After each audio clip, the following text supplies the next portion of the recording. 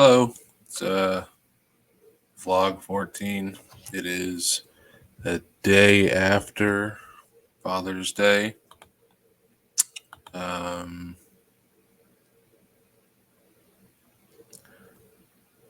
Still not feeling well, obviously. I mean, there's never going to be a day where I'm going to be like, oh, yeah, I feel great. Um,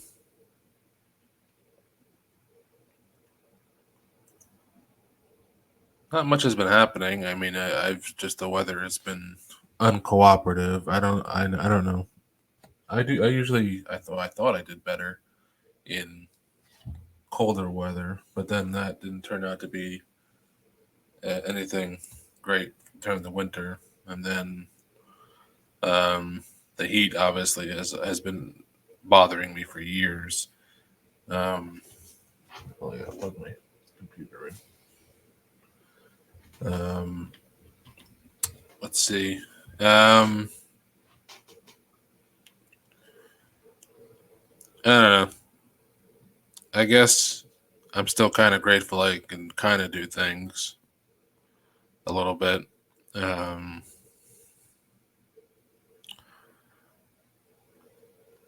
but overall, I'm still pretty sour about all this. Um,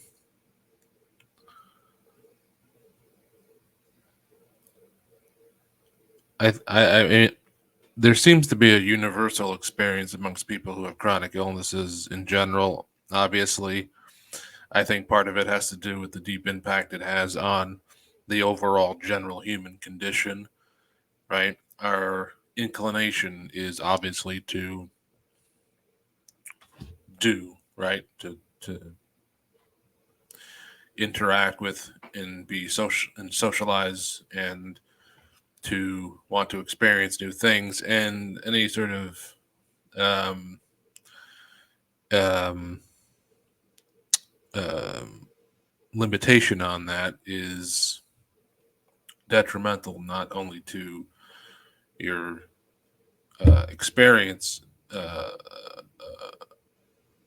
or on how you experience the human condition, but also just how you're able to, I don't know, just feel alive in general, right? So um, that has been difficult to deal with. Because I don't think I necessarily ever took anything ever for granted per se. Like I was never like, "Woo, I'm so carefree." I was a neurotic. I've always been a neurotic.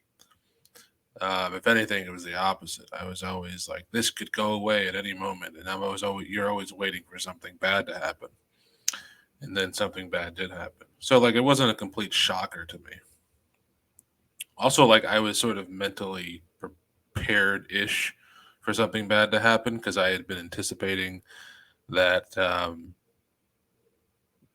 had been sick for a while, but I wasn't like it was always something undisclosed, um, and it was never um, this bad to the point where like I was having fatigue issues.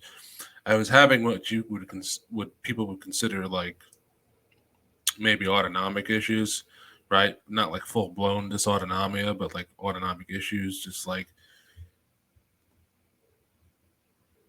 an imbalance, I guess you would call it. Like that was the first thing I was diagnosed with was dysautonomia, but I didn't have it, so they didn't know what it was.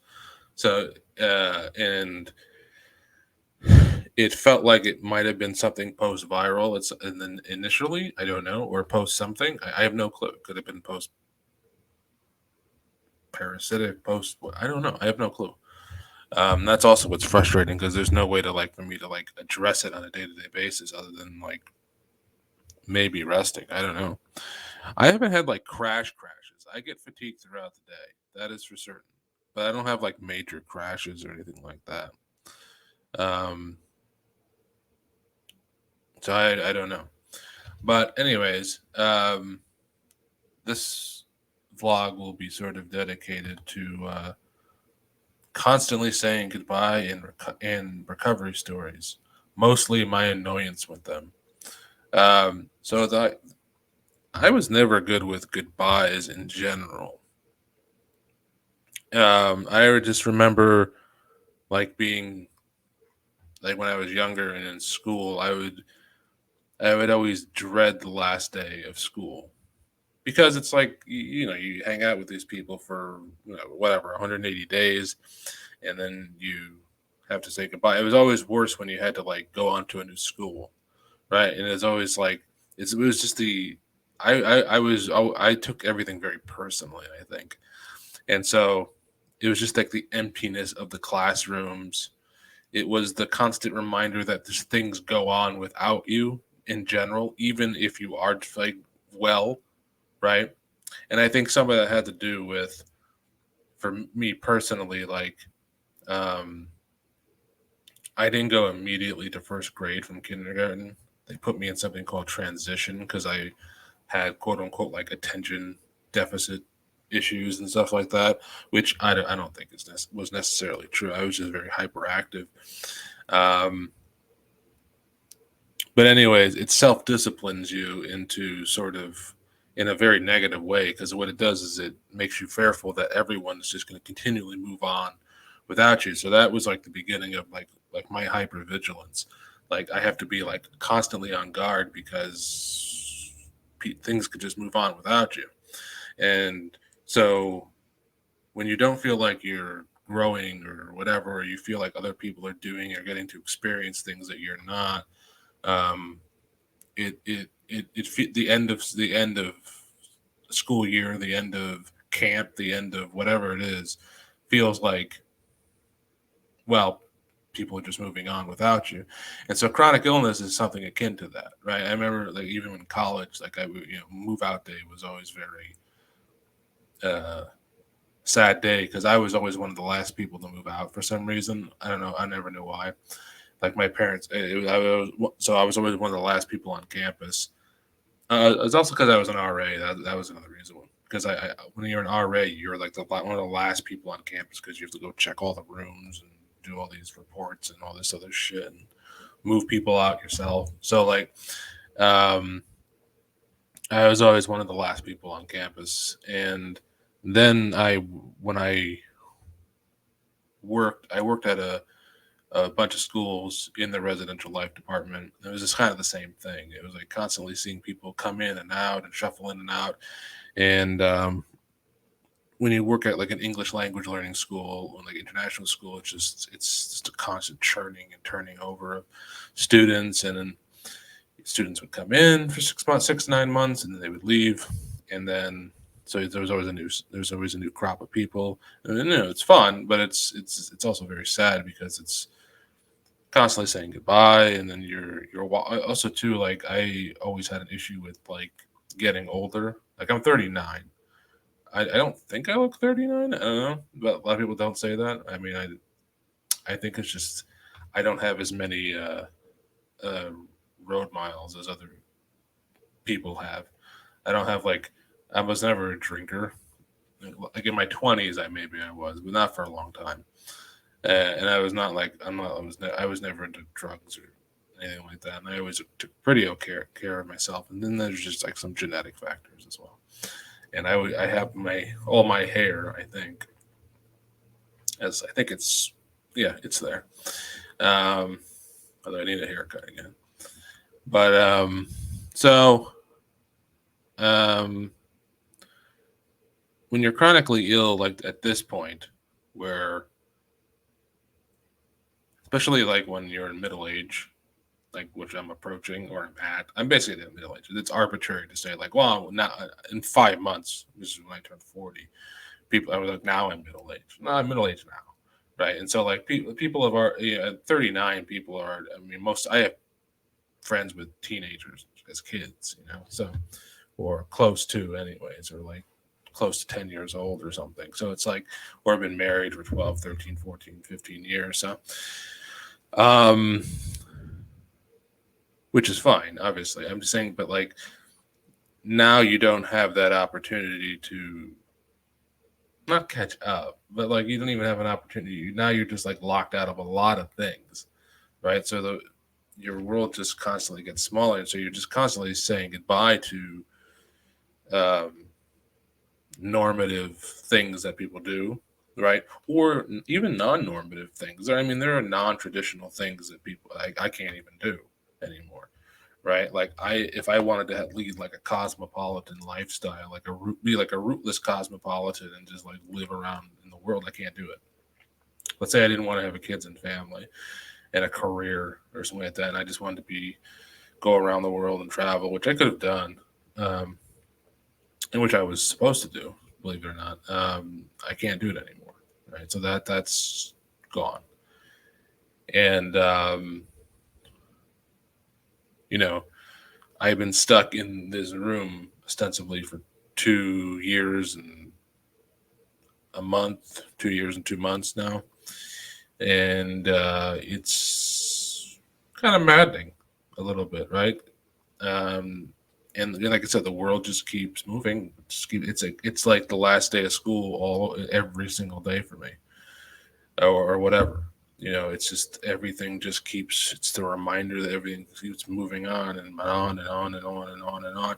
Now, everyone on some level has to deal with that, but when you're chronically ill, it's not like you can't keep a pace with it, right? You stay here, and everything just goes like this. It's like you're dead already, right? Or it's like being the living dead, so to speak, right? And I think this is a lot of people's experience with MECFS. I think obviously it's worse when you're on the further end of the spectrum of severity, because like it's just everything. Your whole world becomes your bedroom or something like that, or whatever the case may be. And so, and it's doubly worse sometimes for me because I'm extremely cautious about not getting sick in general anymore. So like not getting COVID or not getting other illnesses or whatever, so it doesn't impact my health more than it's already been um, impacted. So that has been on, that's also something that limits my scope of activity that I'm able to do. Um, yeah, like it's just a sinking feeling I've always had about saying goodbye. I don't like them. I don't like some of I was watching some video about how some of it is like a trauma response in general about like the concept of aging because it's the idea is that if you've had like if especially if you had like a troubled childhood or something like that, the further you're moving away from childhood, the more trepidation you feel because it's like you can't recover it. It's irrecoverable. It's irrecoverable anyways, but it's now the entire delusion of it being recoverable is broken. Just as it completely burst asunder, right? So like now I'm trying in the next 6 months to try to really deal with that so I don't like I'm not caught off guard and I don't slip into a bout of huge depression where I'm like, oh, I'm 40 and if I had a chance of being young again or something, like it was never going to happen. um, and then I guess this sort of ties into like recovery stories. Recovery stories for me are very triggering because like in the beginning I wasn't necessarily reading recovery stories. I was more into like the biomedical research of like what was possible at the time, and it was still very bleak. Recovery stories, I don't really. Some people, it gives them hope. Some people, for me, someone like myself, it doesn't. I don't like reading them because they're one-off things usually, right? They're very specific to that person. You can never tell whether the luck it's luck or whatever.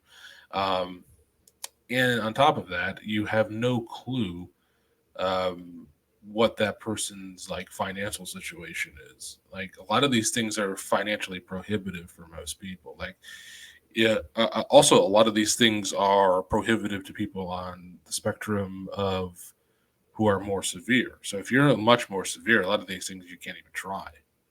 right? Like, oh, I'm going to go get tested for a lot of these things, or I'm going to go do these protocols. There's like a zillion different protocols and a zillion different things that say that they're going to enhance your mitochondrial function or dysfunction or lack whatever, or they're going to there's this 5-step process of detoxifying, and then it's who the fuck knows? It's all bullshit for all we know, right? And I'm not saying that to be negative. I'm not saying people don't, like, for example, I just read a recovery story. Right now, the person isn't fully recovered, but it's considered a recovery story. It's what they wish that we label these as improvement stories. These people have made improvements, right? And that's not nothing.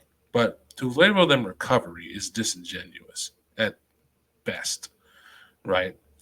And I don't think it really does give people as much hope as if you've had this thing for 30 years. I've only had it for a couple of years, and it doesn't give me any hope. It's not because because it puts the onus on the patient. In what other fucking disease is the onus of recovery put on the goddamn patient? Why the fuck do we have a medical system or a medical anything, right? Why do we have biomedical research, or why do we have fucking medicine or whatever if the fucking onus is going to be put on laymen? Like, I don't know anything about fucking um, uh, uh, uh, uh, this disease at its deepest levels, or any disease at its deepest levels. I know nothing. I know this of this much. Every single patient's like that, right? Unless you're a doctor who has the disease, and even then they don't know. This is such a fucking mysterious illness on some level, right? Because we don't have like hardcore biomarkers that are at least stratified, right? That we Why the fuck is it put on us? Right? Well, we know why it's put on us because there's no research into it, or there's very little research into it. There's very little funding for it. But it's to me, I don't get any, um, I don't get any hope out of reading recovery stories. It does because it makes, and they'll say, well, that's on you because it's making how you feel about it is, it's how you respond to it, because it makes you feel, it's making you feel like inadequate. Well, that's on you. It's like, right, but the whole point of it is that recovery stories are supposed to be like these. They're put out there as like, well, if you're just as positive as these people and you're just as determined as these people, it's like, no, suck my dick, suck my fucking dick. How about that? No, it has nothing to do with positivity or if I'm determined as these people. It's like you have no clue about or about anyone's degree determined. Like, you don't say this about cancer patients. You don't say, well, if he just tried hard enough, they wouldn't have died of his metastasized cancer. It's like this. No other fucking illness has to bear this bullshit. Well, they would have made it if he was just more determined. He had the willpower to do it. It's like, it's nonsense. It's absolute nonsense, right? It's like when they say, like, well, he lost his battle to cancer. It's like, it's as if he had a choice in the matter, right? This whole idea of like positive thinking about illness is fucking absurd, right? Like, now I'm not saying that like mindset is not a thing in terms of, okay, discipline. Okay, how are we going to become disciplined? Maybe about finding our energy limits or something like that. That's different. That's different. That's because that's like saying, okay, I accept that I have the illness, right? And I'm going to try to do what I can to limit more harm. That's different than saying I'm not doing everything I possibly can, right? And because I'm not thinking positively about my situation, that is somehow an impediment to me getting well. There's no other disease that suffers from this, right? Even people who have fucking depression don't get this much shit about their mindset, right? If anything, what they'll say about people with depression is like, well, we want to put you in the right environment and give you the best opportunity so you can get to a point where you're in a better headspace, right? Or they'll give you, sometimes they'll the triangulation of therapy, medication, and giving you better tools to deal with um, whatever situation's bothering you, right? But in no way do they say, "Oh, well, you know what? Your problem is you just don't. You're not being positive." Have you read the recovery stories, right? Well, how come you're not doing what Jane did or Jack did? They don't say that. You know, it's bullshit. It's the same kind of bullshit parents would do if they're trying to they're trying to um, compare you to some other kid or something like that. Well, it's like, well, Phil is doing really well. Why can't you be doing as well as Phil? That's where recovery stories remind me of. Now, you may be saying I'm being unfair because I don't begrudge anyone who gets well, obviously. Um, well, maybe I do sometimes because we never get follow up reports. We never get follow up reports of like, well, this, and that's not their fault either. It's like because we don't have like a system in place where we can have that, right? Where we do like 2 to 5 year follow ups of like, okay, how's this person doing now? Okay, we've done a report on them, right? Or we've done like an article on Julie did X, Y, and Z, and now she's feeling better. How are they doing now, right? Um, it's not their fault, right? They're just maybe living their life for all the fuck we know. Um, the people who are most vocal about it, the people who are trying to scam us, right? I recovered from this thing, and now here's how I did it, and uh, I'm going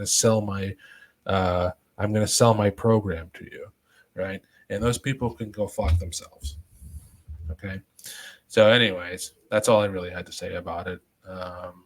I don't like the feel the sinking feeling of, and the depressed feeling of, and the longing feeling of this illness that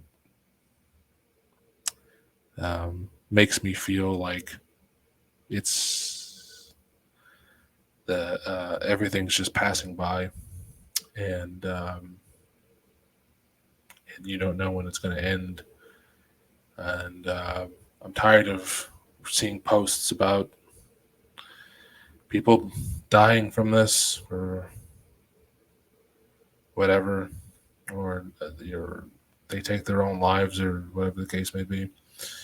And I'm tired of the bullshit recovery stories. I'm sure they're getting well. I'm not saying they're not. I'm just saying I'm tired of them being put out there as like inspiration when they can't possibly ever. I don't see how anyone can interpret them as anything other than um, a a um, a gap, a result, or a product of the total lack of interest in the illness in itself. That people, it's if anything, it should be it should be a total blight on the medical establishment and in any sort of institutions, right? That these people we have to be like do this kind of shit for and applaud like these one-off cases, right? Because you don't read there's not like a lot of them, right? Comparative to how the people who actually have the illness, right? You're not hearing like this happened in the thousands of whatever. You get an article every so often of this person tried this and they got a little bit better, or they made a partial recovery or a full recovery or what they perceive to be a full recovery or 90%, right? And we're all supposed to just go there, oh, this is inspirational and great, I'll try it, right? Well, I'm kind of tired of that. I don't try anything anymore. I honestly don't. I don't try one thing anymore. I don't care.